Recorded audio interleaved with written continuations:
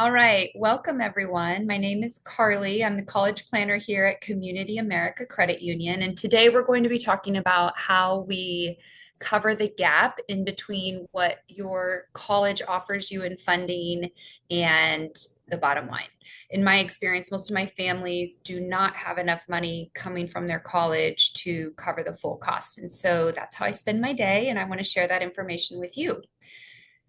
Just a little bit about myself, though. I have been in the college admissions world for over 20 years. My first job in admissions was at Iowa State University when I was in graduate school. I have two kids myself, not quite in college, but they both talk about what they want to be when they grow up. And so it'll be fun navigating it with them. But I've worked at four-year institutions, two-year institutions, private schools, public schools. I feel like I've worked at just about any type of institution my member could attend, and so it's fun. I get to live vicariously through all my members and students because I myself just had one college experience, but it's fun to work with families and learn more about majors and how I can help them and their loved one achieve their education goals. And so today we will cover the cost of attendance. I call it sometimes the COA. This is established by every institution. And then you use your cost of attendance compared to the FAFSA results. The FAFSA is the free application for federal student aid, and it spits out a figure called your SAI, your student aid index. You use your cost of attendance and your student aid index to identify how much or what type of financial aid you'll get. So we'll cover the different types of financial aid, and then we will talk about how do you fill that gap if the aid isn't enough. So starting first, the cost of attendance is broken down into 5 different areas. Every institution has to establish a cost of attendance if they want to be eligible for funds from the federal government. The first type is tuition and fees. This is just your basic, how much does it cost to take a class at this institution? And then room and board.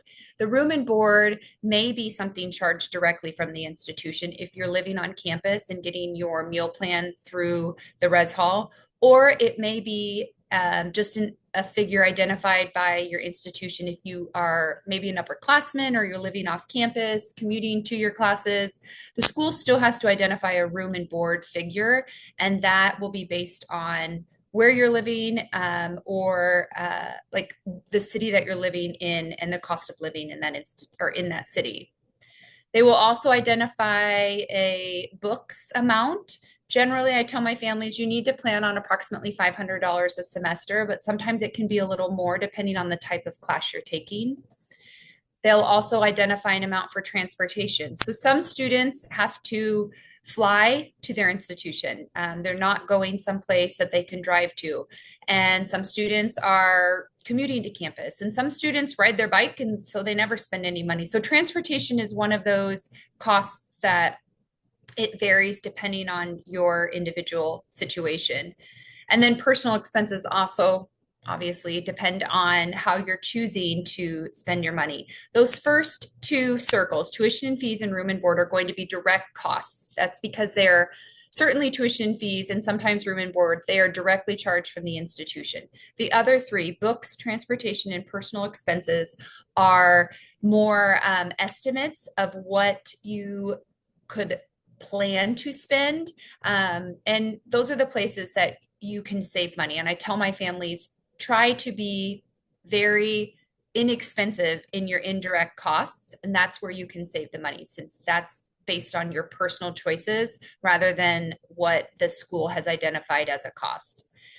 Here's an example of one of our members had shared this with me. Their student was attending University of Wisconsin-Madison, and when their student was going through what the admissions process, they saw this financial aid offer. And so this is not a real student, but it was shared during the University of Wisconsin's training. And you can see that it's broken out into estimated direct costs. So those are those tuition and fees and housing because the student was living on campus.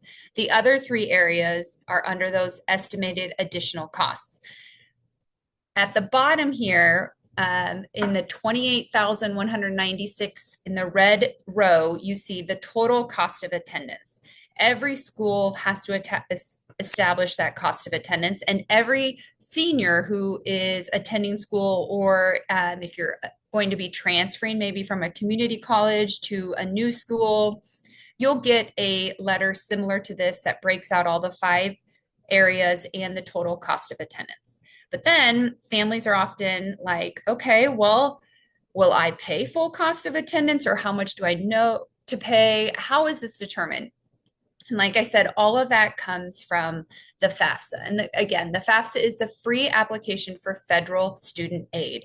I hear all the time. In fact, I just heard it this morning before this meeting. Well, we didn't qualify for FAFSA.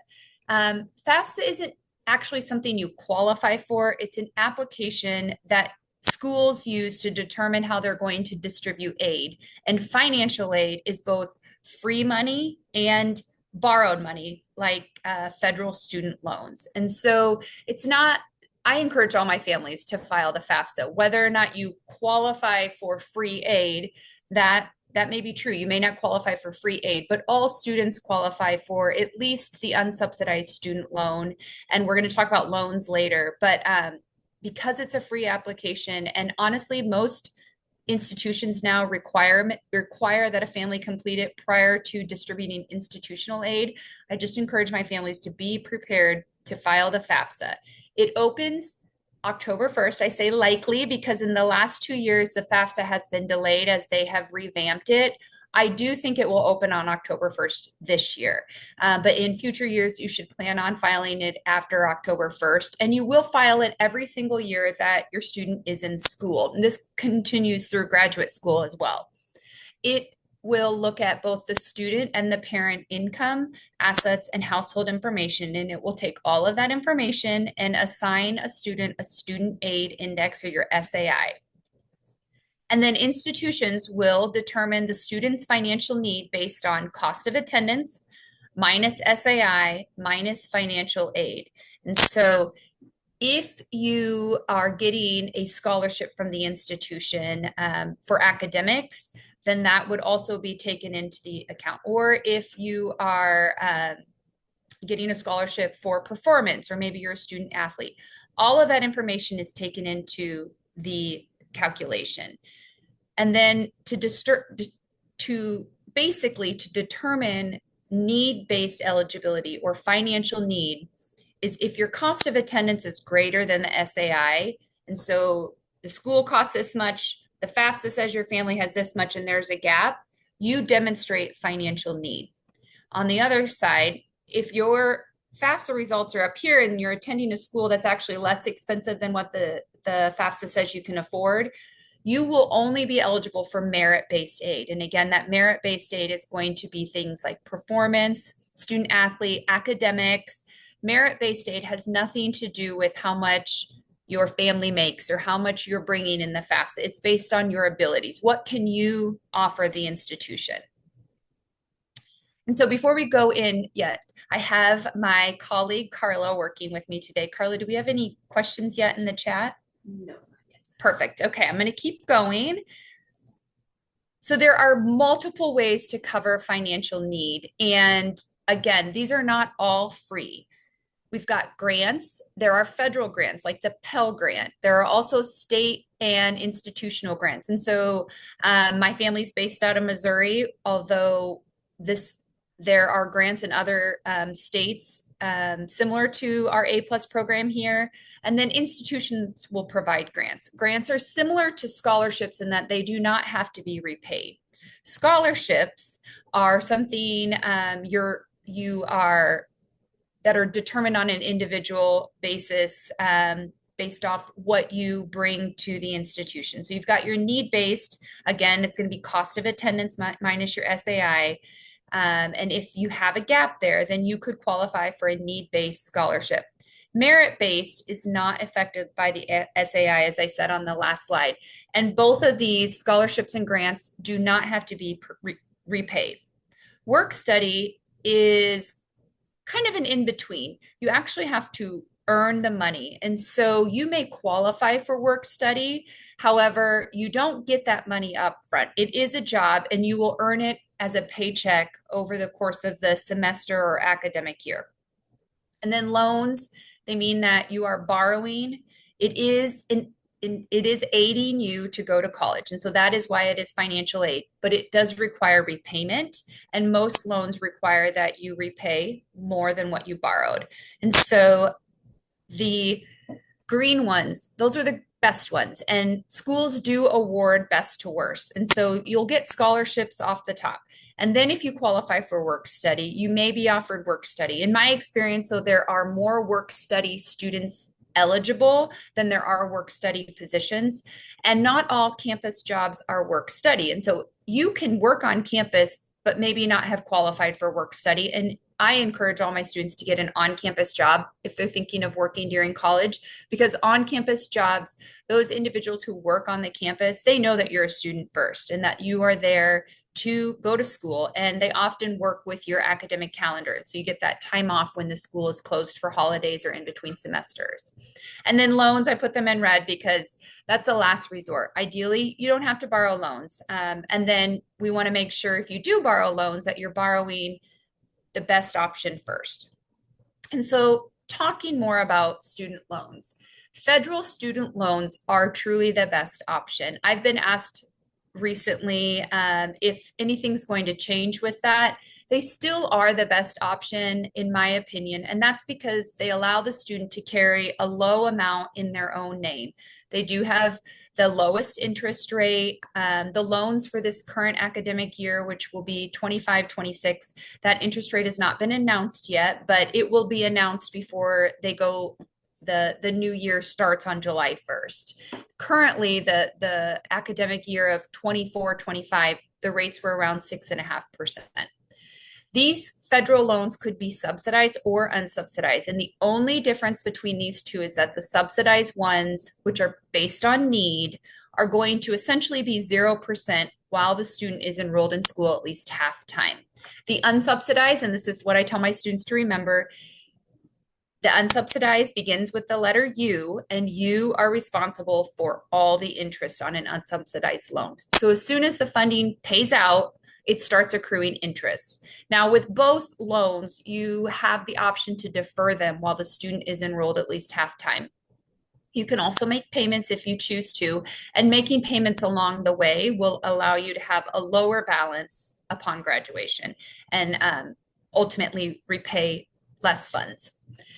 The annual and lifetime limits for federal student loans are listed there, and that is not very much money. If you have started looking at the cost of college, you know that college costs a lot more than $5,500. And so most of my families do have to borrow additional loans. But even if you are borrowing additional loans, I still recommend that you start with the federal student loan first. Let me give you an example. So a common in-state cost here in Missouri is around $28,000. This student was awarded free aid. They were awarded a scholarship based on academics, and then they also took out a federal student loan of $5,500. Technically, it's not the full $5,500 because there is a little fee at the beginning, and so you don't get the full $5,500, but for the sake of my math problem, I'm keeping it simple. But I do get families to ask, well, I didn't get the full $5,500. And so yes, that is true. The balance here for this student was just over $18,000. And how do you cover that $18,000? There are a lot of ways to cover it. Of course, some families have savings. Some families are able to use it with earned income along the way. Schools all will have a payment plan. And so you can break your 18,000 over in, the year. So you're going to have 9,000 in the fall, 9,000 in the spring, and maybe you break that 9,000 down over 3 payments across the semester. You also don't have to do an all or nothing. And so maybe you have a little bit of savings and a little bit of earned income, and then you still need to borrow a little bit. It's all of it is possible, and whatever works for your family, you can piecemeal it together. But a lot of families still need that secondary education loan. So this is where you have a lot of options, and you need to do your research so you can find the best option for your family.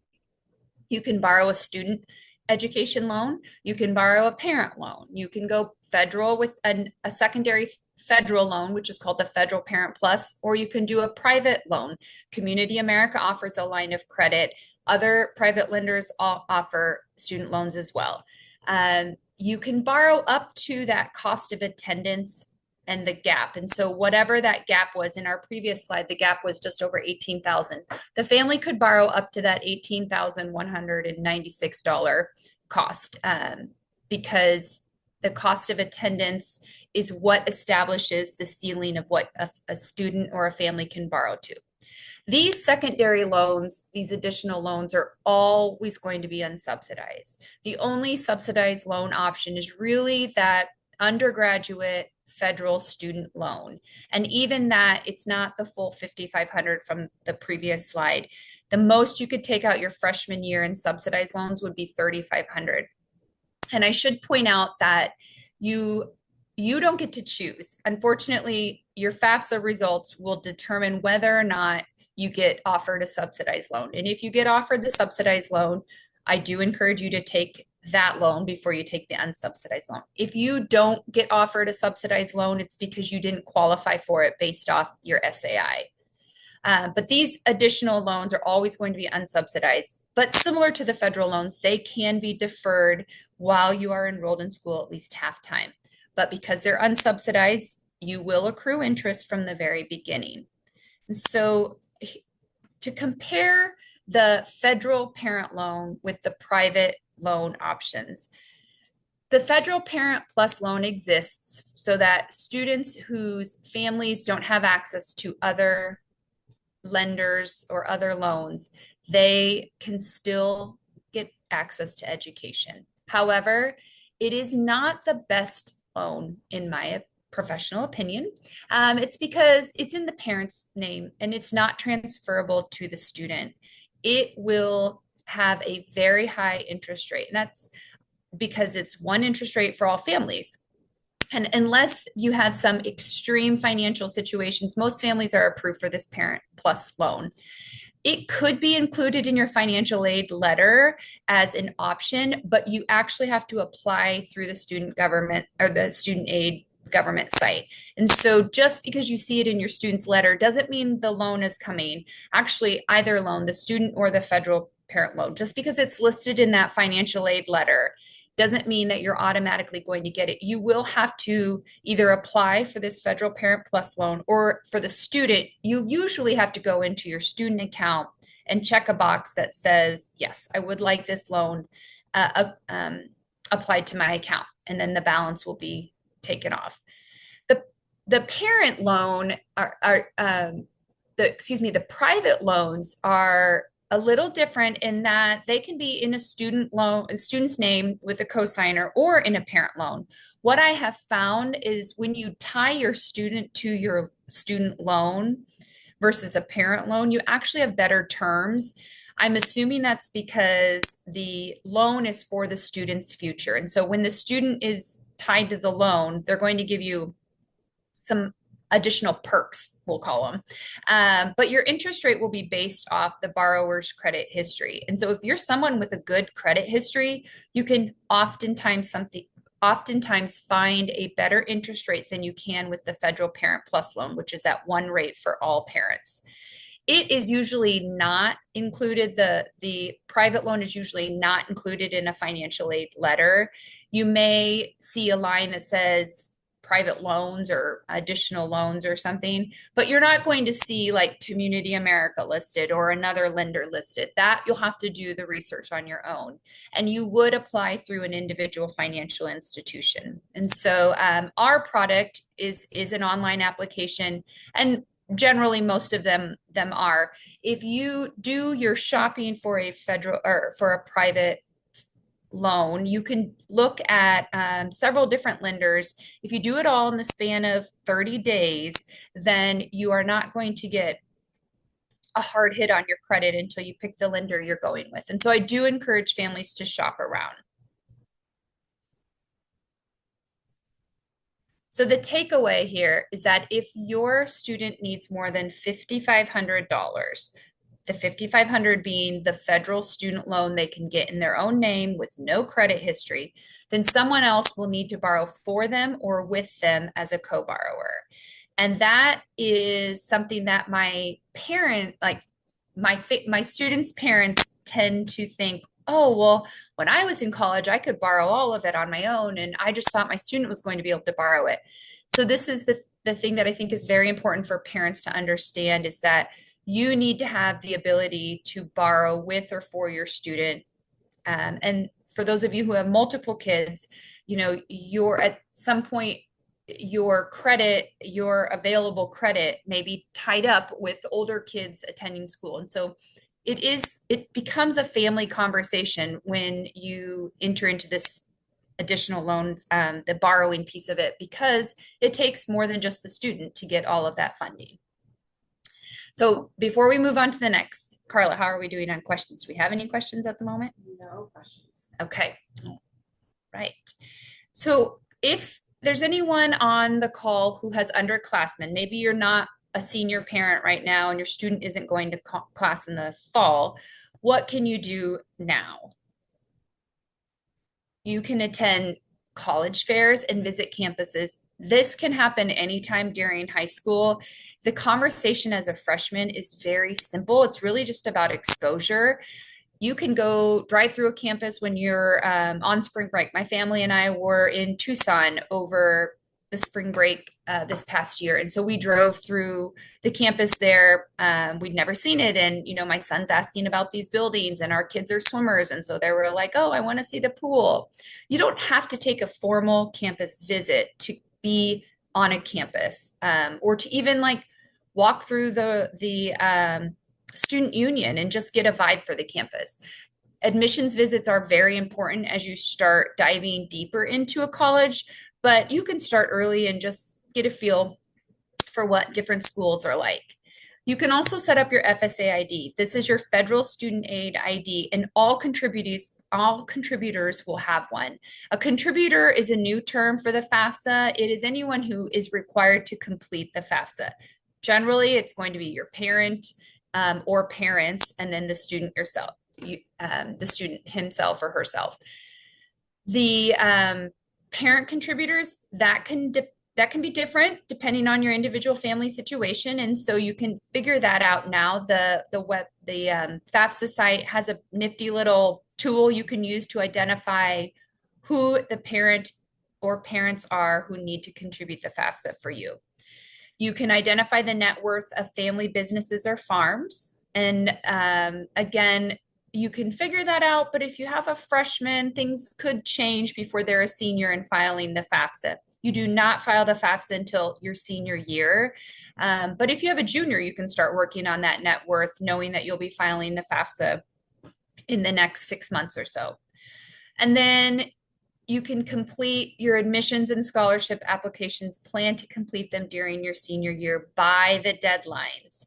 The FAFSA opens in October again, and then you want to make sure that you review your FAFSA summary for accuracy. This is so important. Sometimes we get too busy and we accidentally put in an extra number in our FAFSA, and it can delay things tremendously. And the FAFSA really is important in helping you determine not just how much college is going to cost, but maybe which school your student is going to attend. Because if you make a mistake on your FAFSA and now the schools have to rewrite an offer once it gets corrected, that may delay your student picking one school over another. And so make sure you review your summary for accuracy. If you have any trouble, you can always attend a local FAFSA Frenzy event. We have them all over Kansas City where we're based. Most of the high school districts offer them, but a lot of our community organizations and public libraries also offer them as well. If you are a senior or already in college and you have filed the FAFSA, you want to print that confirmation page. Having worked on a college campus, sometimes things get lost between the FAFSA submission and our computer system. And so having that confirmation page printed really will help if you find yourself in a bind. Maybe your school is saying, well, we never received your FAFSA. Having that will be very important. The last signer will will submit the FAFSA. The signers will sign using that FSA ID that we just talked about. It's your electronic signature. The confirmation page will give you an estimated SAI, and so you can think back, what's that college's cost of attendance, and where's my SAI compared to that? That will give you an idea of whether or not you're going to be qualified for any need-based aid. You want to look for the accuracy. That FAFSA submission summary comes about 3 to 5 days afterwards. It'll come to the email that you used in your FAFSA, and then you can track the progress of things online through the same website under the My FAFSA. But if you are pulled for verification, or any financial aid offers are going to actually come from your institution. So this is where it gets a little confusing. You file it on the federal site, but then you have to go to your future school site and follow the instructions that the school is telling you. And if you have applied to a couple different schools and they've all received your FAFSA results, you may be doing things at multiple schools, and there may be verification. Verification used to be 1 in 3 students was pulled for verification. But with this new FAFSA, they have tied the FAFSA to tax submissions through the IRS website. And there really truly are fewer verifications, which is a good thing. And a lot of the verifications are very simple. So you want to be checking your future college's email and get that verification completed as quickly as possible so that you can keep moving through the process. Students aren't going to be, allowed to enroll in any classes or attend orientation or all that until that verification is completed. And then just to round out the rest of the senior year timeline, your fall is focused on those financial aid applications and college applications, scholarship applications, but your winter and spring, you've kind of handed everything off to the financial aid offices and you're waiting for them to send you a financial aid offer. It is going to look like that one from the University of Wisconsin, because all schools are required to list their cost of attendance, those 5 different areas. And like I said, can you save on the indirect costs? Those are your choices. And so I really stress to my students, if you have a meal plan, eat in the res hall. Don't be going out every single week to a fast food restaurant and spending not just your meal plan money, but also your personal expenses, because especially if you're having to borrow to cover the personal expenses, you don't want to borrow for things that you just don't need. And then looking through your student or your financial aid letter, identify what's the free money? What are those scholarships and grants that I do not have to repay?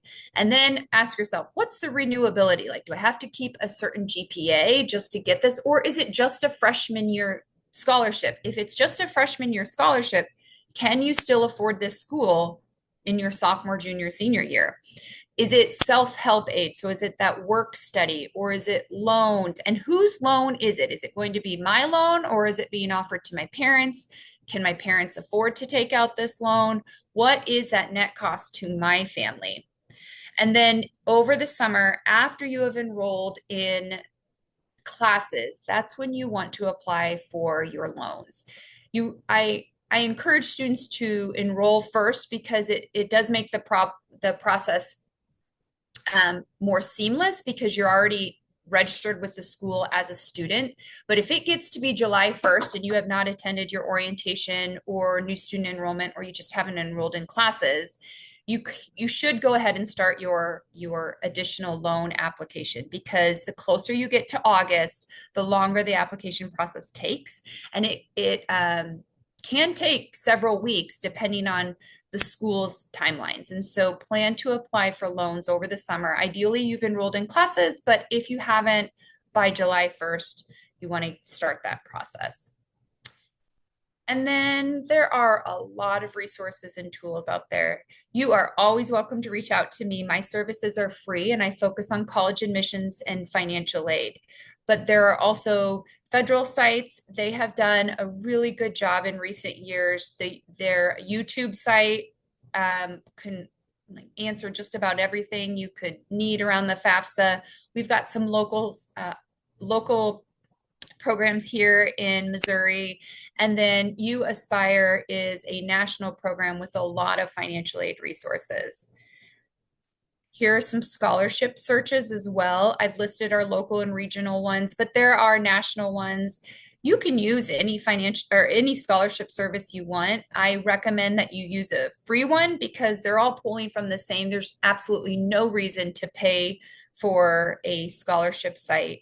The majority of your funding will come from your future institution, though. So spend your energy and your time on your school's scholarships, and then with your extra time, apply at these sites or create a profile maybe at your FastWeb, and be very specific about your profile because you don't need 10,000 scholarships coming back to you because you don't have time to look through 10,000 scholarships and apply to 10,000 scholarships. You want to be specific, and maybe you get 6 scholarship hits, but there are 6 that you truly can apply to and be competitive. And so go ahead and create a profile on one of these free sites, but spend your time researching schools that provide scholarships and funding for students like you based off your strengths. And so that is what I have for you today. Are there any questions? Okay, I'm going to give you a couple minutes to ask any questions. But here's my contact information.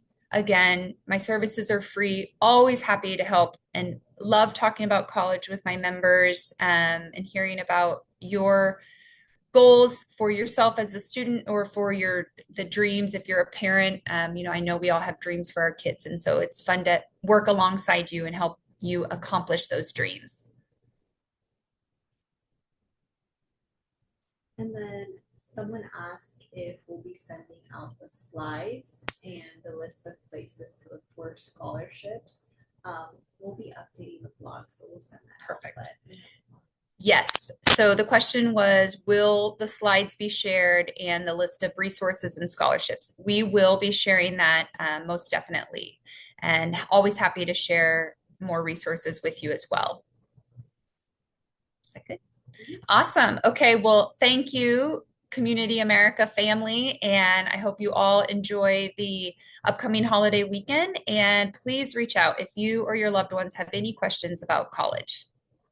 Thanks for joining us today.